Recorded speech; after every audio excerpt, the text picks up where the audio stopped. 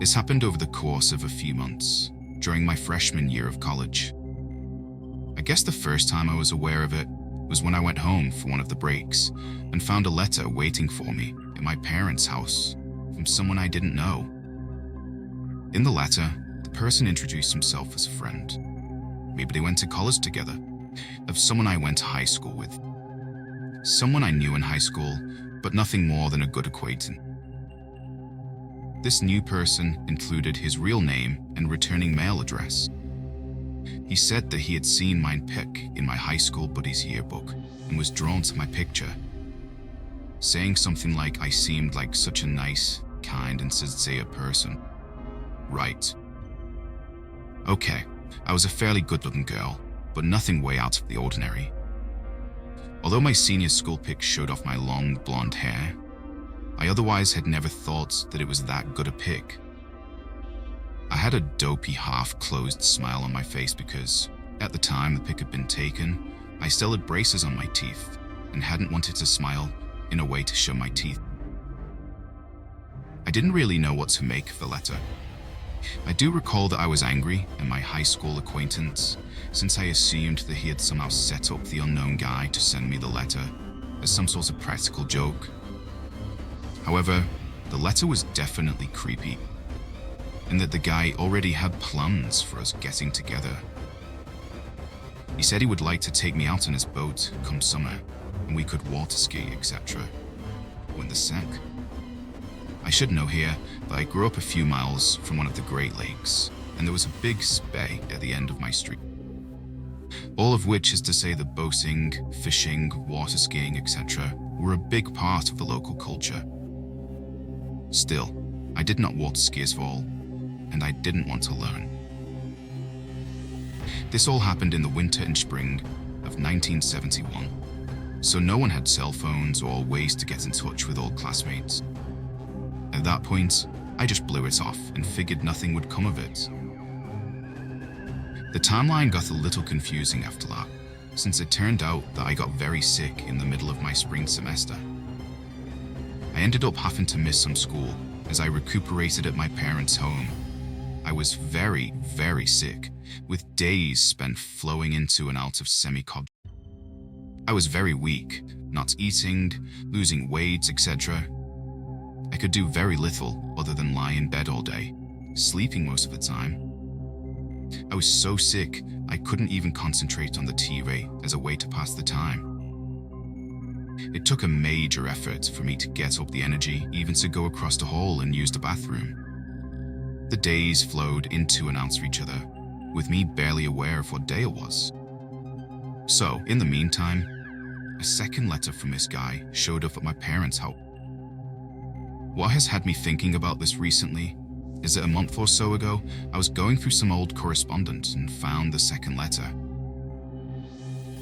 I know that the guy kept the first letter as well, but I haven't seen that one in a while. In the second letter, the guy continued on about how excited he was at the prospect of meeting me, and more fantasies about the great things we could do together. I don't know where that came from, since I had not remembered communicating with him. Why would I? He scared me. But I admit that I might have forgotten a phone call or the like that came to my parents' house while I had been sick. Or maybe I penned him a letter and politely told him to buzz off. There is zero way I can imagine that I encouraged him in any way. Not only because I simply wasn't interested, but I also had a boyfriend at the time. I have some vague recollections of communicating that fact to him by phone or by letter, but the details of that are lost to the delirium of when I was sick. I also recollect that my parents had previously said something about someone calling the house looking for me while I was at school. My standing instructions to them, with which they agreed, was that they would just take a message for any such calls and would not give out any phone number or location information on me unless they knew the person. That was common sense, safe practice even back then.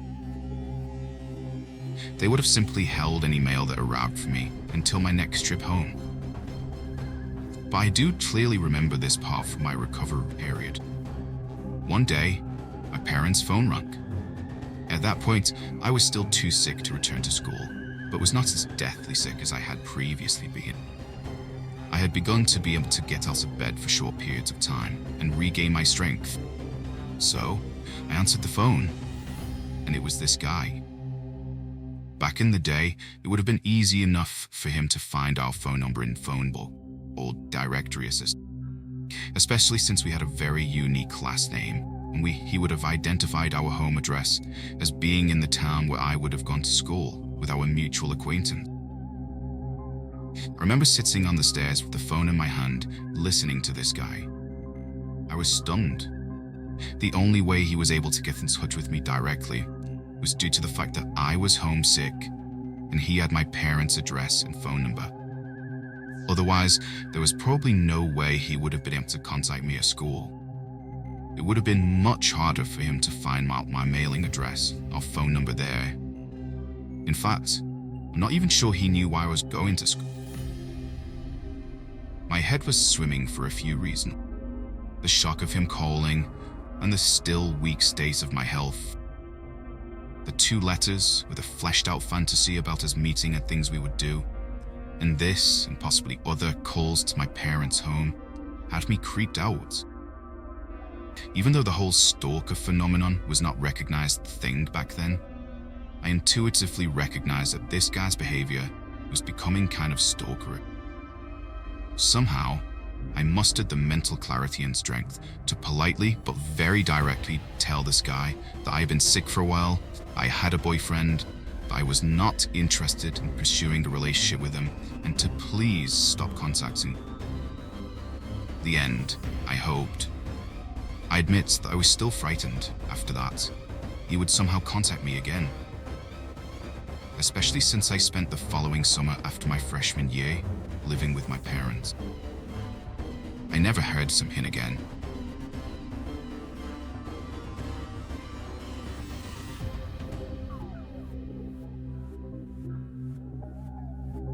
TLDR. I befriended a co-worker who put on a caring guy front while I was going through a vulnerable time, and he eventually gets creepy and touchy, and I found out wasting in the past. I cut him off, but he insists on watching me from afar and leaving me food and holiday gift, and making a work call for me repeatedly with my full initials, even though I've repeatedly erased them. All despite me repulsing, ignoring, and telling him to stop. Waiting to see what HR will do and hoping he doesn't do more. I work overnight at a store. I'm a stalker, 25 years old, female. When I first started, a guy around my age got hired a couple months after. He started hanging around another co-worker and I on break, and we eventually became friends, even hanging out alone on breaks. He seems pretty normal at first, agreeable and a good conversationalist. He told me he was autistic, which I think helped me make excuses for him, a bit in hindsight. I was in a bad place mentally at the time, and having someone validate me felt nice. At first. But then he started getting touchy. I would eventually be telling him more personal stuff, and he would start to rub my back. I didn't want to be rude at first, so I didn't say anything, but then he did it more often. I told him to stop and he seemed to be sorry, until doing it again eventually. I was alone with him all these incidents, and the look on his face when he did, eventually, showed predatory vibes, and not like the friend I thought I had. Around the time he started doing this, he also confessed to me something he did in the past to a friend of his. You can probably guess what it's along the lines of. He acted quite remorseful and said him and the friend are civil now, and that it was a long time ago. I think he also cried a bit. Generally, I'm a compassionate person who believes in second chances. So while this is when more red flags started going off, I still hung out with him a bit, although more distantly. It didn't help that his general demeanor was, in one of pitiful person, Mace act. He hung out with my boyfriend and I a couple of times. He lives near us, so we were kind of excited to have someone to hang out with at first. But we just kept getting weirder and weirder the few times we hung out. He always seemed to be trying to subtly one-up my boyfriend in a sarcastic manner. There was also a strange time when he did a deep belly laugh as an explicit sexual song playing on his car radio that my boyfriend and I just kind of felt uncomfortable about. He'd make a point not to drink that much around us when we were drinking, despite bragging about how much he could down. He rubbed my back yet again at one point while I was drunk when my boyfriend left the room, trying to pass off as comforting. He generally tried to be flirtatious whenever my boyfriend left the room. Eventually, enough was enough and I cut him off, or we still have to work with him. This was last summer. We weren't even friends for that long. Since then, he has come in early every night to put out my work stuff for me, leaves me food and water and gifts, stuff that I've mentioned in conversations before, parks near me and waits for me to leave the parking lot so we can drive together, I guess. One time he waited a half hour as I was chatting with another coworker. Waits in front of his house for me to pass by him to get home. I have to turn on his road to get to my road. Still sees weird phrases my boyfriend and I use. Texts despite being ignored. Left a note saying, "You really do hate me," on my work cards after months of ignoring him. He's written my full initials, which he remembers somehow, on a work card in marker, and leaves the same one out for me every day. I always try to erase them, even wrote "stop" on it once. But the next day, I'll see he wrote them again.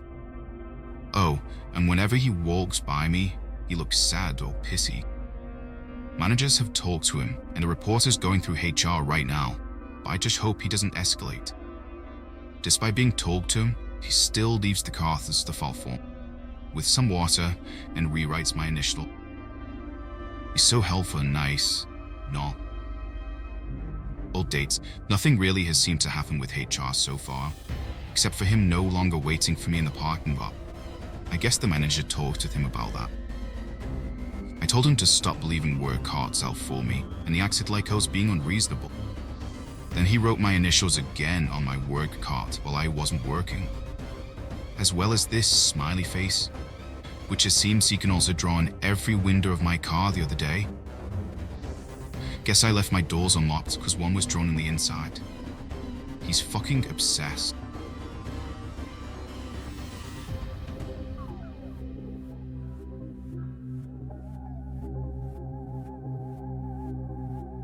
I had a very bizarre stalkerish experience with a classmate several years ago in college. One day, we were put into groups for a project, and thinking nothing of it, we all exchanged numbers with each other. In the following weeks, I started to get very bad vibes from one of the group members. At first, I thought he was just a normal guy, but as time went on, things got really creepy. We'd text like normal classmates or group mates. We texted casually and made small talk outside of the group project. He added me to Facebook, and I accepted his request. Fast forward, I started to notice how the guy constantly stares at me from across the room with this very thirsty look on his face, and makes remarks about how I'm so pretty. The professor would be lecturing, and I look over my shoulder to see him staring at me with a disgusting look of desperation on his face. Also, the guy had bright blue eyes and looked like he had barely slept, so that combo made him look even creepier, especially when I'd caught him staring at me like that.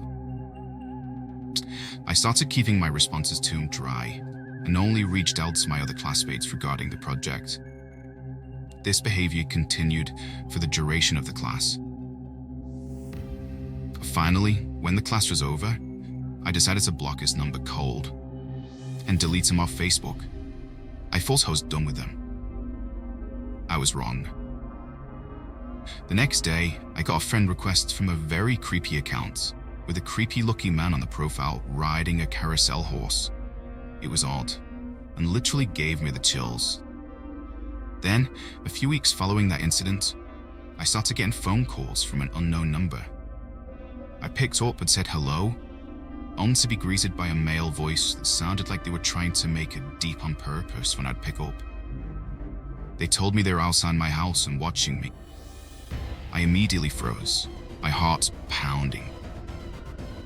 Then they went on to make sexual remarks, and and that I should undress, except I realized then that the voice sounded very familiar, and knew without a doubt it was my classmate I had blocked.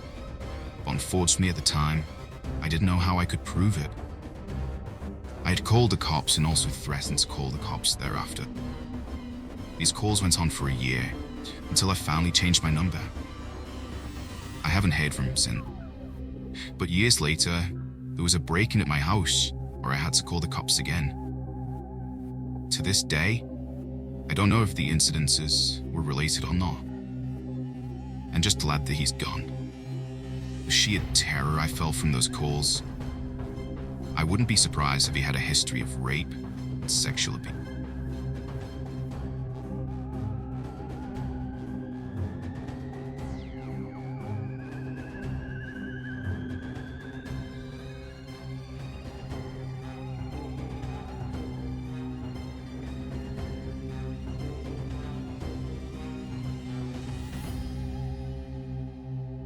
A couple of weeks ago, I wrote about seeing an old man on the garage roof of my childhood family home in Manchester.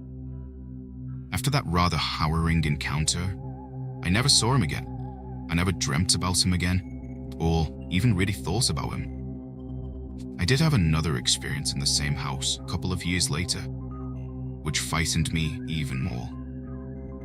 This one stayed with me from the night it happened as a 9-year-old all the way into adulthood. I still think about it regularly, not just because it genuinely shook me to my core, but also because I wasn't the only one to experience this in the house. As a child, I was very adventurous in my outlook towards fear and thrill-seeking. I'd watch every horror film I could get my hands on. I'd read the scariest novels in my parents' library. I'd throw myself willingly at anything that might have a chance of scaring me. Nothing ever really came close. Once I got into the upper ages of primary school, I started going out with my friends more and staying out later. My parents were very relaxed with my courtesy. They knew me well enough to know I'd never put myself in danger or get into trouble, so I was generally allowed to stay out a lot later than the other kids in my group, who had to be home for around 7 p.m. The park we used to hang around at was further from my house than anyone else's, so I always ended up walking alone home. One night, I impulsively decided to take a different, longer route home that led me past a cemetery. It was the same cemetery that a few of my relatives were buried in, so I was pretty comfortable being there. I stopped to look at the black gates guarding the entrance. They were huge, easily 3 times my height, and were in pretty poor condition. It must have been years since they were painted or had the rust scraped off them. The gates were covered in moss, and the spikes mounting them had pierced an assortment of different colored leaves, and spider webs covered the tips of them, the threads connecting each spike. I wanted to go in, but I don't know why, something felt as though it was pulling me in. The gates were barred shut in the evening, so my only way in was to climb, and eventually tugged myself into doing it. I was more worried about someone seeing me do it than any danger that might befall me while attempting to get over them. I was a fairly athletic kid, so getting over there was no issue, and I was certain I hadn't been seen, even though my weight made the gates rattle loudly and violently. Once I was inside the cemetery, I just walked around, reading the names and ages of the people buried there, taking in when they were born and when they died. Like most cemeteries, the newer plots are at the front, so I started heading deeper to find older graves. I must have been walking for about 20 minutes when I saw a very unique-looking headstone. It was about 10 foot tall and was shaped like an angel holding a baby, with a young child standing beside her. The faces that had been carved into stone had been weathered away, leaving them featureless. They were eerie to look at in those surroundings, and with the sun having long since set. There was no noise, except for the rustling of the trees and the occasional sound of a car driving past the entrance. I knelt at the grave and tried to make out the name. There was 3, and they'd been dead for a long time. The name at the top of the list, I refused to typo, was clearly the mother given her age. The other 2 were younger, children. The elder of the two had died at the age of 8, while the youngest had only lived for a year. The dates of their deaths were the same. All three had passed away at the same time. As a 9-year-old, I understood how odd that was, but not that it could have and likely meant they died in a tragic accident or in a murder-suicide. While I was observing the gravestone, I heard a branch snap in the distance behind me. I immediately jolted around and began scanning to see what had caused her.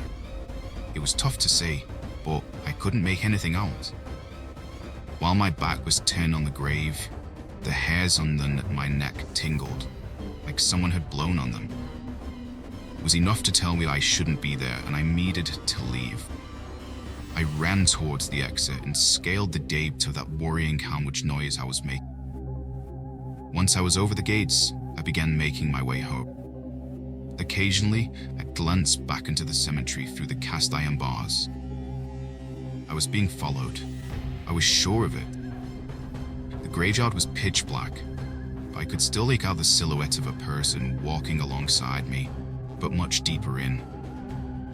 I quickened my pace, but the shade kept up, and it now looked closer than before, like it was walking closer toward me, but also still moving sideways. I ran across the road without looking. The car had to slam its brakes to avoid hitting me. The driver beeped her horn and glowered at me. I paid her neat attention. I was only thinking about getting home as quickly as possible. I ran the rest of the way.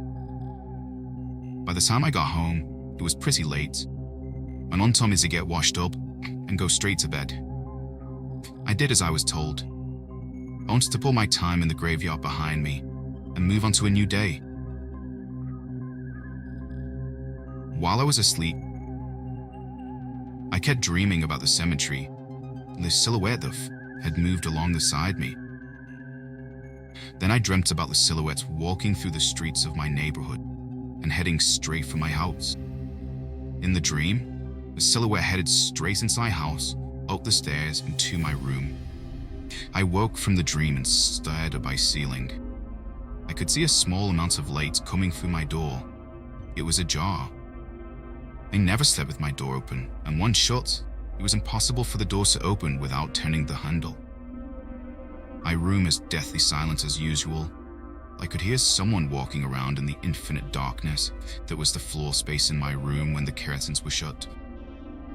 I peeked through the gap in the railing of my bed and could see the silhouette standing by my wardrobe, thanks to the light coming through the small opening of my door.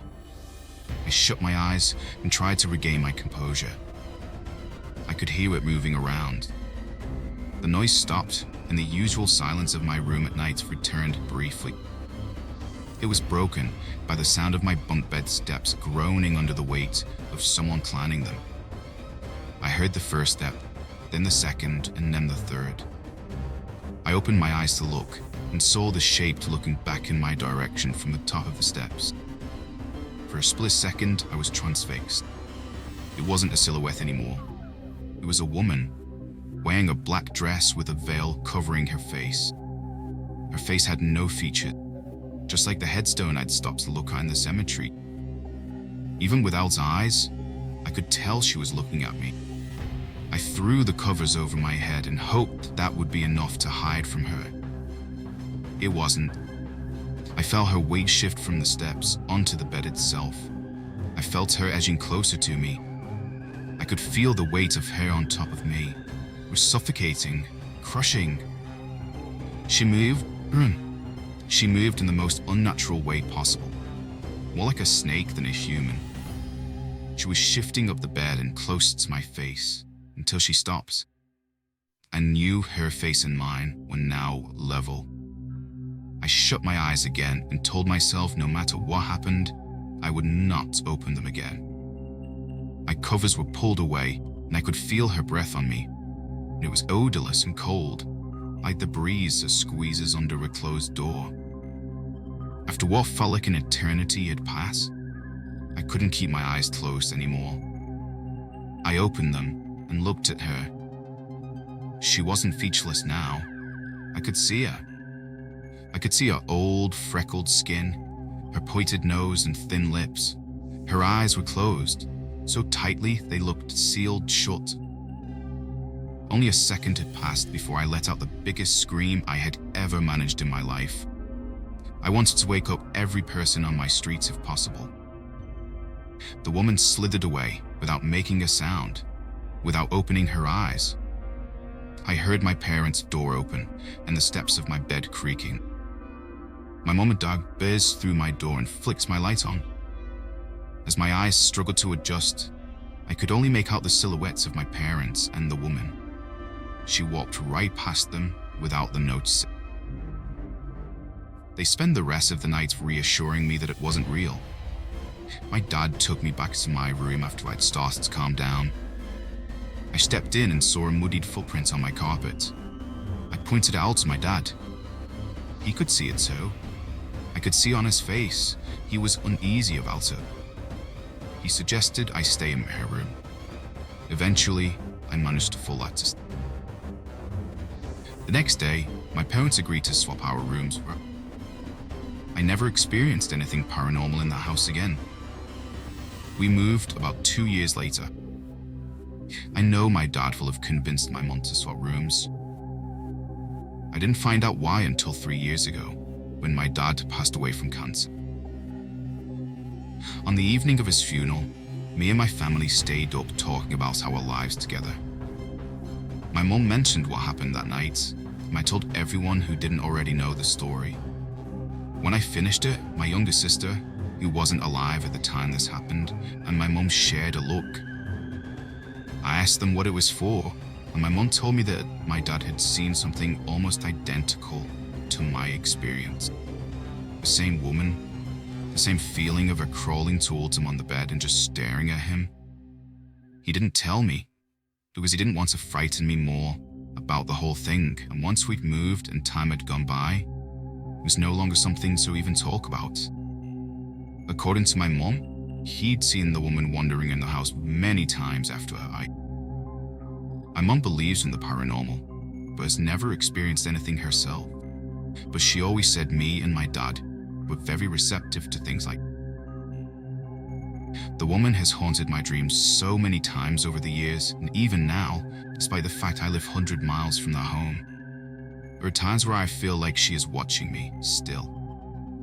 There are times where I can see a silhouette on the other side of the road. Only when I turn my head, there's nothing or no one there. To this day, I'm convinced that woman haunted my bed and is still doing the same to me.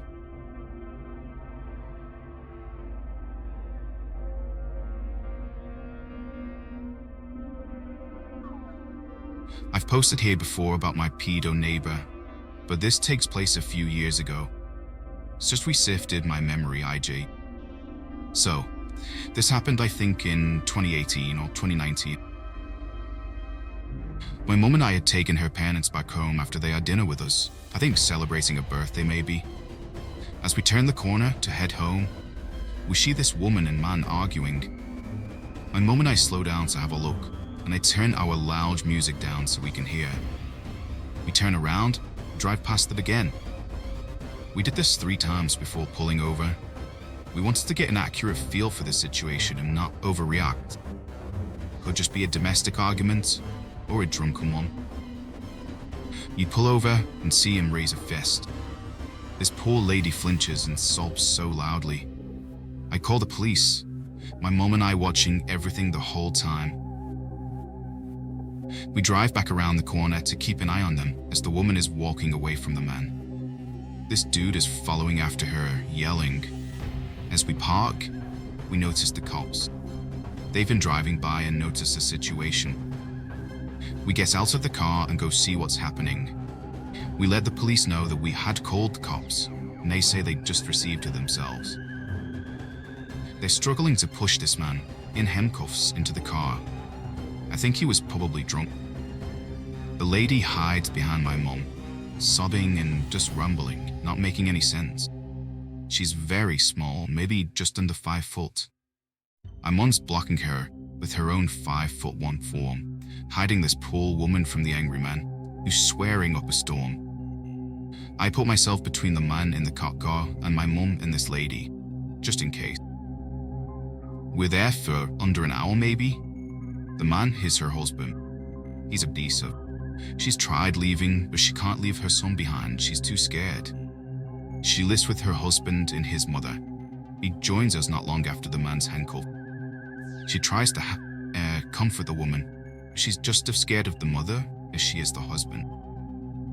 Apparently the mother's also abusive and violent. The police take the man away, take the mother away, and drive the lady home and then to a safe house. We spend 20 minutes giving the cops our statement. I've never really felt angry and ready to get violent before. I was absolutely prepared to be the shit out of this dude if he so much steps towards us. I wish I knew more about the woman. Wish I could know how she's doing now. I hope she's doing okay, and I hope that man gets locked away and gets some serious hope. Same with his mother.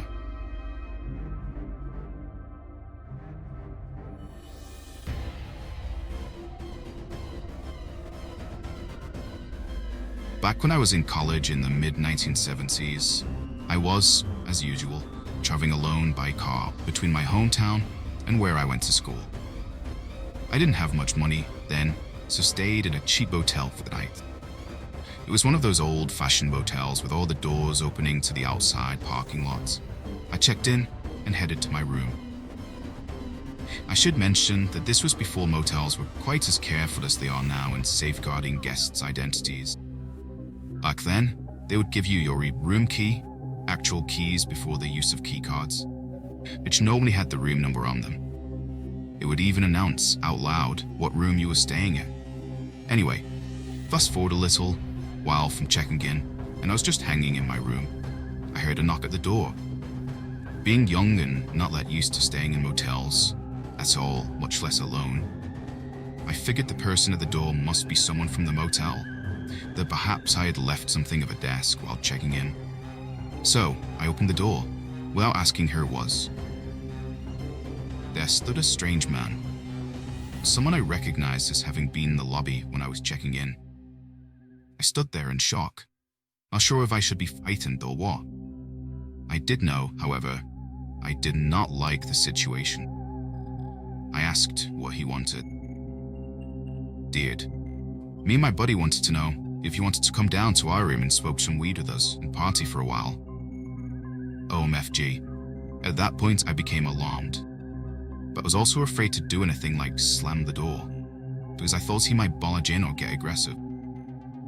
So I calmly, on the outside anyway, declined the offer, said I had to go, and closed and locked the door, thanking my lucky stars that he didn't try to force his way in. All I can figure is that he had noticed me while I was checking in and either made notes of my room number or watched me as I went to my room. By the way, does that approach, knocking on a random woman's door and asking if she wants to smoke pot with you, ever work? Lesson learned. Never ever open the door at a motel unless you're absolutely sure he was on the other side. And even then, probably don't open it. Since then, of course, motel policies and security have changed. Keycards are almost universally used instead of key, and they don't show your room number. Motel personnel no longer announce your room number so that others standing nearby can hear it. They normally write it on the inside of the paper jacket of your keycard, or somewhere else they could be concealed as they hand it to you. From that experience, and one other not like this one, I developed an aversion to staying in motels with doors that open to parking.